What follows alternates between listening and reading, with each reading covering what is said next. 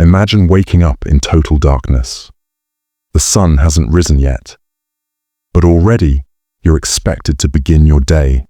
You open your eyes and feel the cold air sting your skin. The floor beneath you is not wood. It is not stone. It is just dirt. Packed, cold, muddy dirt.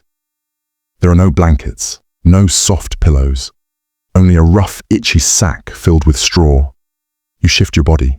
It doesn't help. The straw pokes your skin. You smell the room. It's damp. It smells of smoke, animals, sweat, and something worse. You are a medieval peasant, and the truth is simple. You wouldn't last a single day. Morning isn't refreshing. It's survival. You rise from the floor, rubbing your eyes. There is no bathroom. You step outside into the freezing dawn. You squat near the bushes. Everyone else does the same. There is no soap, no toilet paper, just your hands and some leaves. Now it's time for breakfast.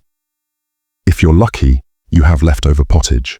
Pottage is a watery stew, a mix of boiled onions, roots, and maybe old grains. No spices, no flavor. Sometimes there are bugs floating in it. You eat it anyway, because hunger is worse. If there's no pottage left, you gnaw on stale, rock-hard bread. It can break your teeth. Many peasants have missing or rotting teeth already. You wash it down with weak ale. Water isn't safe.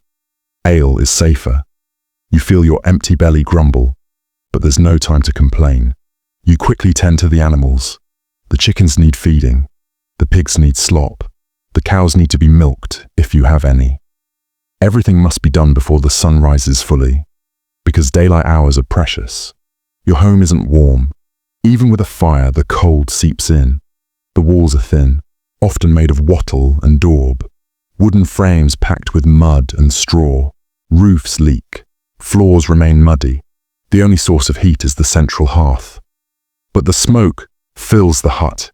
You cough. You wipe your eyes. But you endure it. The sun has barely risen, and you must begin work. You are a tenant farmer. You work the land that belongs to the Lord. You grab your wooden hoe. Your hands are already rough and cracked.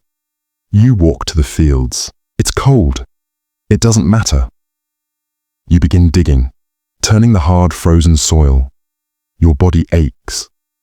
There is no time to rest. You plant crops, barley, wheat, rye. But these aren't for you. The majority goes to the Lord. You only keep a small share. You pull weeds. You spread manure. You mend fences. The sun rises higher. Sweat drips down your face. But there is no shade. Hours pass. Your stomach growls. You dream of food. But you keep digging. At noon you may get a break. A tiny one. You sit under a tree. You eat more bread. More ale. Maybe a bit of cheese if your family was lucky. Then it's back to work. You repeat this every day, 6 days a week. On Sundays, you attend church. Not because you want to, because you must. And during harvest season, you work from dawn to dusk, non-stop.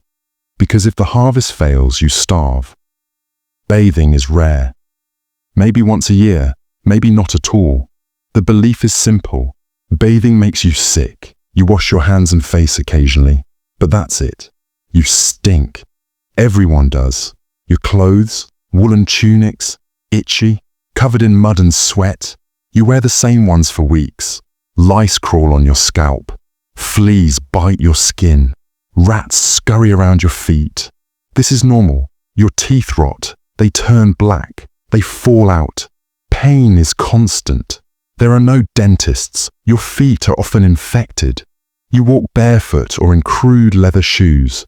Blisters form. They pop. They get infected. But you keep walking.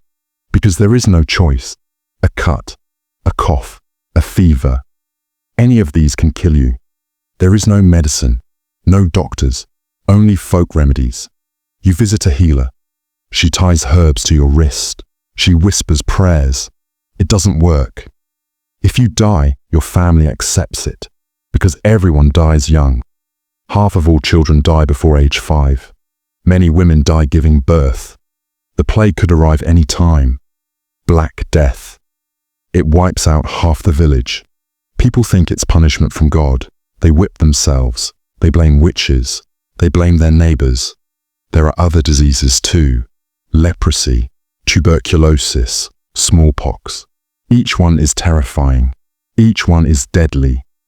And nobody knows how to stop them. Night falls. There are no streetlights, no lamps, only moonlight. You return to your hut.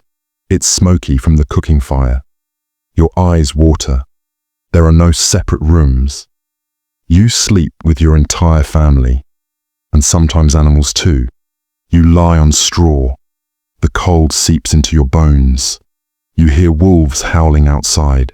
You pray no bandits come. Sleep comes slowly. Your body aches. Your stomach still growls. Tomorrow will be the same.